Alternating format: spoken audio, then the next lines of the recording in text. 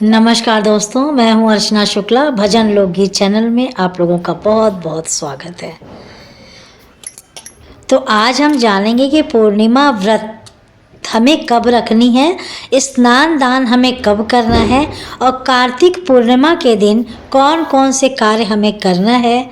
Last आखिरी दिन है और पूर्णिमा के दिन संपूर्ण नियम विधि सुबह से लेकर शाम तक, देव दिवाली है ना, तो उस दिन सभी प्रकार के नियम किस तरह से करेंगे हम लोग, इसके बारे में पूरी जानकारी आज हम आपको देंगे।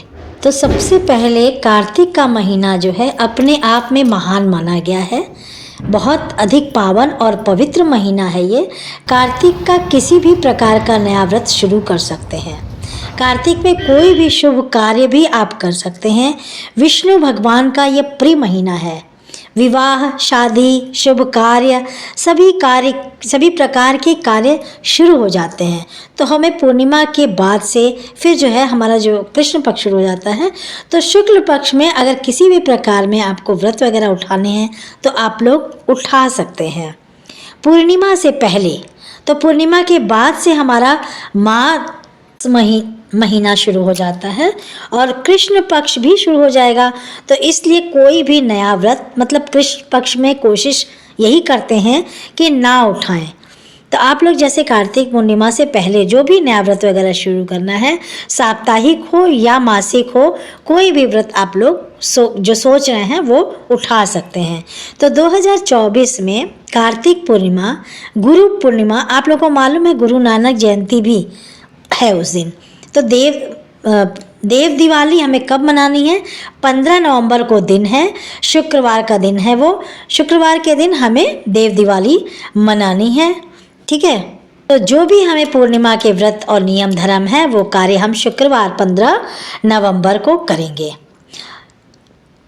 तो हर माह का जो आपको पूर्णिमा व्रत जो रहते हैं, तो वैसे ही स्नान दान की पूर्णिमा हो, कथा कथा जरूर होती है। सत्यनारायण भगवान की कथा कहलाती है और सभी कार्य ये आपको 15 तारीख को ही करना है। 15 नवंबर को देव दिवाली भी हमें मनानी है। ऐसा माना जाता है कि जो भी देवतागण हैं स्वर्ग से धरती पर आते हैं, काशी में आते हैं और वहाँ पर आप लोगों को मालूम ही है कि कई लाखों में करोड़ों में दीपक वगैरह प्रज्वलित किया जाता है। सभी देवता देव दिवाली मनाने पृथ्वी लोक पर आते हैं। तो इसलिए आप अपने घर में भी आप लोग दिवाली जैसा दीपक वगैरह प्रज्वलित करके कार्तिक पूर्णिमा के दिन रख सकते हैं। बहुत बड़ी पूर्णिमा है। तो चलिए आप आगे जान लेते हैं। देखिए, जो लोग भी व्रत रखेंगे, आप व्रत पूर्णिमा की तो 15 तारीख को रखिएगा। चंद्रोदय का समय भी आपको बता देती हूँ। पूर्णिमा तिथि कब से प्रारंभ हो रही है और कब समाप्त हो रही है वह भी वीडियो में मैं आपको आगे बता दूंगी। उस दिन आपको क्या ध्यान रखना है?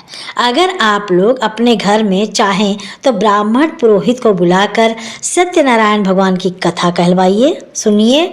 और कुछ लोग ऐसे हैं जो कि हर पूर्णिमा को कथा कहलाते हैं, सुनते हैं, लेकिन इस पूर्णिमा को तो बहुत ही अधिक सर्वश्रेष्ठ माना गया है। तो कार्तिक पूर्णिमा तो इस दिन कथा अपने घर में जरूर कहलवाइए, सुनिए। और मैं तो कथा चाहे अपने से कहिए या पंडित पुरोहित ब्राह्मण से सुनिए, ये आपके ऊपर और समय के ऊपर है, जैसा आपको समय लगे, जैसा आपको ठीक लगे। शाम को हम चंद्रदेव को अर्घ दे के जो है कि अपना व्रत खोलते हैं। और जिस विधि से भी आप लोग व्रत खोलना चाहते हैं खोल लीजिएगा। पहली बार अगर पूर्णिमा का व्रत आप लोग शुरू करना चाहते हैं तो कार्तिक पूर्णिमा से शुरू कीजिए। इससे बेहतर आपके लिए आगे कोई मतलब नहीं मिलेगा ही नहीं ठीक समय। तो कार्तिक पूर्णिमा अपने में बहुत अधिक सर्वश्रेष्ठ पूर्णिमा है पूर्णिमा का व्रत शुरू करने के लिए, ठीक है।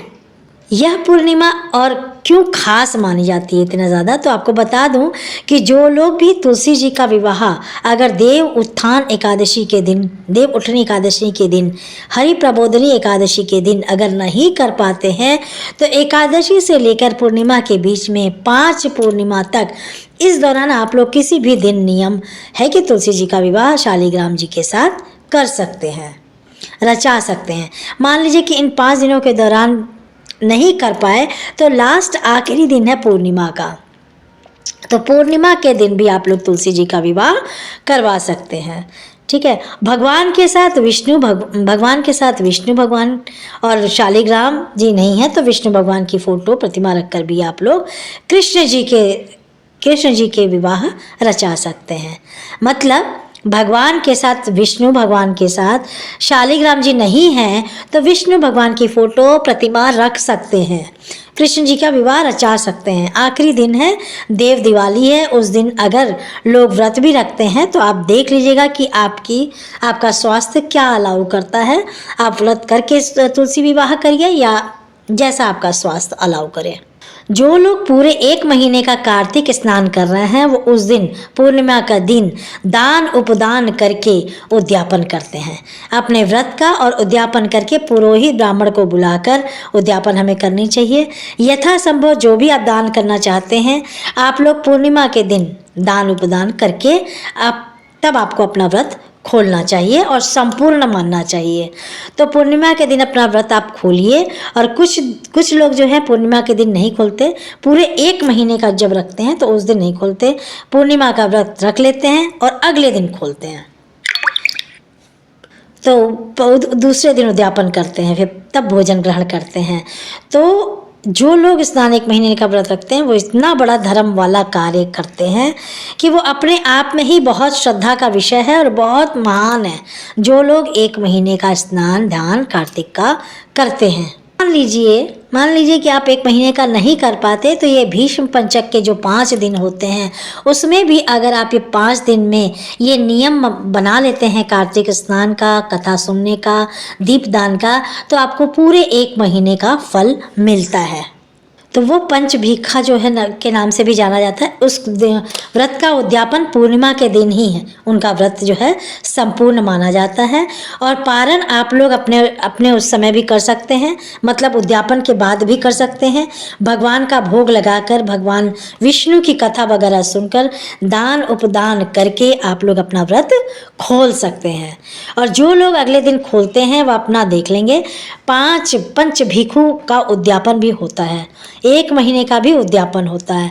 इसलिए यह पूर्णिमा बहुत अधिक खास मानी जाती है। और कार्तिक पूर्णिमा कार्तिक पूर्णिमा की सारी बातें आपको समझ में आ गई होंगी। तुलसी विवाह वगैरह आप लोग रचा लीजिएगा।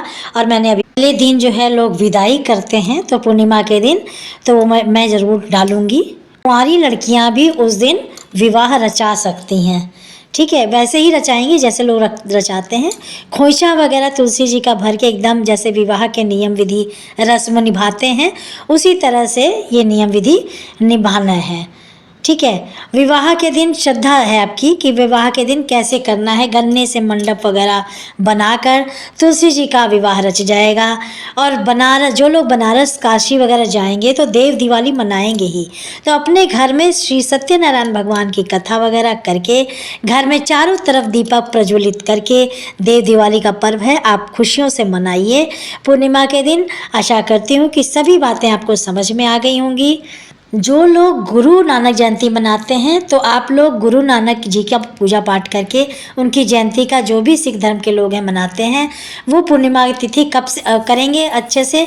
अच्छा, पूर्णिमा तिथि कब से प्रारंभ है, कब समाप्त हो रही है, पूजा का शुभ मुहूर्त क्या है ये बता दूं आपको। तिथि प्रारंभ हो रही 15 नवंबर दिन शुक्रवार को सुबह 6:02 से और पूर्णिमा तिथि समाप्त हो रही है 16 नवंबर दिन शनिवार को सुबह 2:57 पर समाप्त हो जाएगी। ऐसे में हमें उदय तिथि का ध्यान रखते हुए 15 नवंबर दिन शुक्रवार को पूर्णिमा का व्रत रखेंगे, ठीक है। और पूजा पाठ स्नान दान सभी कार्य पूर्णिमा वाले जो भी कार्य हैं हम 15 नवंबर को ही करेंगे। और चंद्रोदय का समय है शाम को 5:07 पर आप अर्घ दे सकते हैं। तो सारी बातें आपको समझ में आ गई होंगी। बहुत जल्दी ही मिलेंगे नए वीडियो में। धन्यवाद। आपको अगर जानकारी पसंद आई हो तो लाइक सब्सक्राइब जरूर करिए, बेल आइकॉन को प्रेस जरूर करिए। धन्यवाद।